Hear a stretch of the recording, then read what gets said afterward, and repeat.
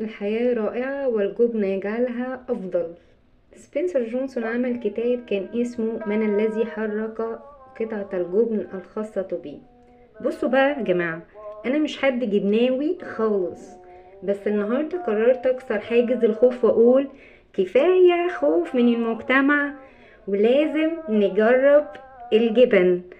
فقررت ان احنا نجرب كوتيلو، لان كوتيلو بيقولوا ان هي طبيعي 100%، ما فيهاش مواد حافظه، ملح قليل، معموله من لبن طبيعي. والمفروض ان شركه كوتيلو زي ما احنا شايفينها تأسست سنه 1910.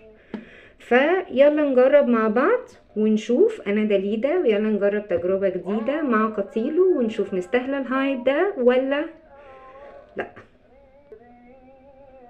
بصوا يا جماعه، هو مبدئيا يعني هي وانتوا بتطلعوها هي سوفت قوي وطريه قوي، تحسها كده. بصوا يعني متعرفش تمسكها. طبعا انا جبت توست محمص عشان نجرب التجربه. بصوا، واو، بتتفرد بسهوله، بتتفرد بسهوله.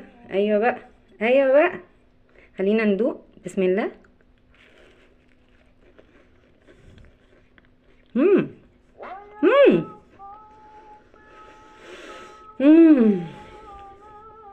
يا جماعه، في حاجه كده، حاجه كريمي كده بتدوب في بقك بجد، لازم تجربوها. خطيرة، خطيرة، وفي نفس الوقت ملحها قليل فعلا، ناعمة مش مالحة مش لزجة. طعم اللبن كده طبيعي جدا، كأنك بتاكل الزبادي بتاع زمان اللي كان في السلطانية، الجبن بتاعت زمان اللي كنا بنشمها من واحنا بنفتح العلبة. بجد يعني قتيلو عاملة عظمة يا جماعة. خلاص يعني اوفيشيالي انا اعتمدتها. لكل اللي مش جبنوية يا ريت يجربوا قتيلو، مش هتندموا. وانتوا عارفين شعاري، لا مجاملات ولا حنية في اللقمة دي. ناخد حتة كمان. اتفضلوا معايا، رائعة.